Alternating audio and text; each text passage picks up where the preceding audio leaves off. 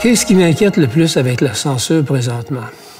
Ben, c'est difficile de ne pas répondre par une banalité, mais qui est quand même tout aussi juste, le recul de la liberté d'expression.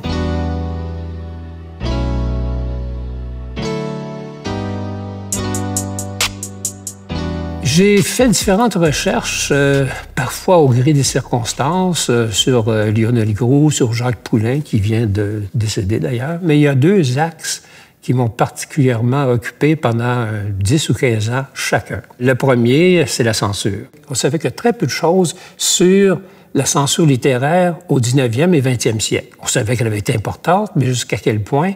Je pense qu'il y avait personne qui l'avait traversée systématiquement. Et après quelques ouvrages et un dictionnaire de la censure, on peut dire que c'est en partie mission accomplie, mais ça ne l'est jamais, puisqu'il y a une résurgence de la censure, mais ça, on pourra peut-être y revenir. Le deuxième axe qui m'a beaucoup préoccupé aussi, c'est un certain critique intellectuel que je trouve majeur qui s'appelle Louis Dantin. Tout le monde connaît Louis Dantin dans la mesure où tout le monde connaît, j'imagine, Émile Nelligan. Or, Louis Dantin a été ce qu'on appelle le découvreur d'Émile Nelligan. Alors, ce deuxième axe, qui lui aussi a pris une bonne dizaine d'années de ma vie, ça a été effectivement de traverser la correspondance et la vie de Louis Dantin. Qu'est-ce qu'on trouve dans le dictionnaire de la censure? On trouve tous les cas de censure que j'ai pu, avec d'autres collègues, recenser en littérature et, dans le cas de mon autre collègue Yves Levert, en cinéma. Alors, chacun des cas fait l'objet d'un article en proportion de son importance. Ça peut être parfois 4 paragraphes et parfois 10 pages. Donc, ce dictionnaire de la censure étale alphabétiquement les cas de censure religieuse, juridique, politique, en littérature et en cinéma. Ce qui m'inquiète précisément, concrètement, dans le cas de censure, c'est la correction que l'on fait parfois de l'histoire. Des œuvres d'art que l'on va renommer parce que ça ne correspond pas à l'ère du temps. Ça m'inquiète beaucoup parce que ça crée une distorsion dans la perception de l'histoire.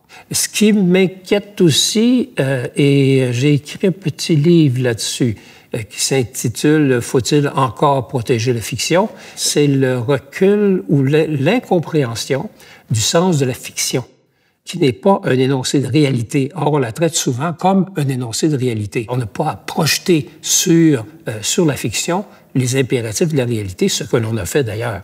Alors, le statut de la fiction dans notre société actuelle me semble particulièrement problématique.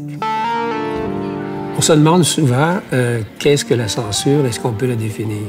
C'est très difficile. J'ai tourné la définition de la censure comme une crêpe, là, à peu près 50 fois de chaque côté, toujours avec une satisfaction mitigée. Le plus simple serait de dire non pas qu'est-ce que la censure, parce que ça devient comme une définition essentialiste ou théorique. Ça n'existe pas une définition théorique de la censure, finalement. Mais la question, c'est surtout quand y a-t-il censure? Et je dirais qu'il y a censure lorsqu'une force, un pouvoir quelconque empêche une liberté d'expression de manière illégitime. Si le sujet qui est censuré considère que c'est illégitime, je pense qu'il faut considérer qu'on risque fort bien d'avoir là un cas de censure. On fait souvent reposer la censure sur le censeur. Mais on ne tient pas compte assez souvent du censuré, de sa perception de la censure. Et ça, je pense qu'il faut mettre ça dans l'équation. La censure m'a sûrement appris au moins ça, de respecter les différentes voix.